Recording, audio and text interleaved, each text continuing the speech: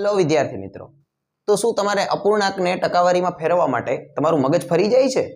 તો ઉપાધિ કરવાની કોઈ જરૂરિયાત નથી. ચાલો આપણે એના માટે એક સરળ રીત જોઈએ જેનાથી તરત જ અને સ્પીડમાં આપણો જવાબ આપણને મળી જાય. તો આપણે એનું ઉદાહરણ સોલ્વ કરીએ જેથી કરીને આપણને ખબર પડે. તો આપણે એક અપૂર્ણાંક સંખ્યા લઈએ 1/8. હવે જો અપૂર્ણાંક સંખ્યા એટલે શું? જેમાં અંશ અને છેદ હોય. આને અપૂર્ણાંક સંખ્યા કહેવાય. પહેલા તો હવે આને તમારે શું કરવાનું છે? ગુણ્યા 100 જ કરવાના. શું કામ 100 કર્યા આપણે? તો કે હંમેશા ટકાવારી કેટલાથી નીકળે? તો કે 100 થી નીકળે. બરાબર. હવે આપણે કાંઈ નથી કરવાનું, આમાં ખાલી માત્ર ને માત્ર છેદ ઉડાડવાના છે. બરાબર. છેદ ઉડાડવા માટે આપણને ઘડિયા આવડવા જરૂરી છે. નહીં આપણને આવડતા જ હોય.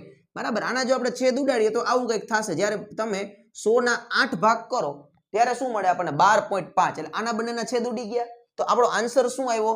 તો કે ભાઈ 12.5 આ ટકાવારી.